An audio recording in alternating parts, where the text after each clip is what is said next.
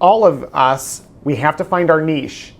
Like once we get our niche developed in recruiting, then we build a system around it, and that's when we don't worry about hiring again. And so, like for example, again, just to review, my niche was I was hiring PTs that wanted to open their own practices. And it was like, yeah, I expect a 3-year commitment from you to drive to the middle of nowhere. I'm going to teach you how to lead a company. I'm going to teach you how to start your own practice.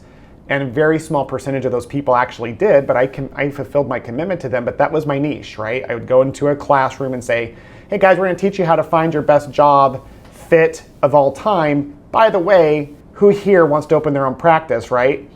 And whenever hands went up, I'm like, okay, I'm going to talk to you guys specifically because I have something really cool I want to tell you. And then I'd meet with them individually, and that's how I started hiring and building a bench. So what's your niche? Until then, it's a lot like hunting. And every time you get a kill, that's a bad analogy. Every time you find murder is where we're going. That like when you find a great fit for your company, until you know why that was special and what it is that you offer them that's unique, when that person leaves, it's just going to put you right back to square one. So until then, just be patient. You're doing great. Yeah. Okay. So here's general niches, and I'd love to hear from the group as well. If you're developing one and you think you have it there. You may not. If you're on the call, maybe that's the case, right? So again, what are examples of good niches that can build a bench? Entrepreneurship is definitely one. Professional development is another. Like being the professional development lead, I'm here to help all PTs intentionally create the career you deserve.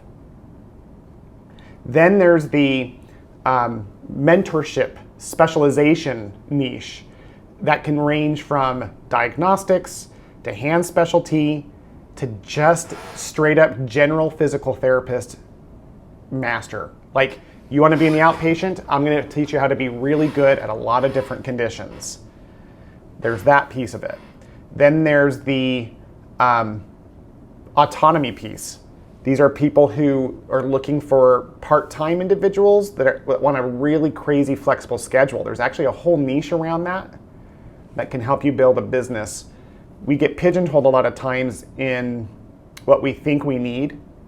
And that's why it's important for only this one step, to step out of the humanity of hiring and step into the objective and looking at the physical need of the company. Like if I have 2.0 FTE need, full-time equivalent needs, I can get 2 full-time hires, or I could hire 4 20-hour-a-week hires.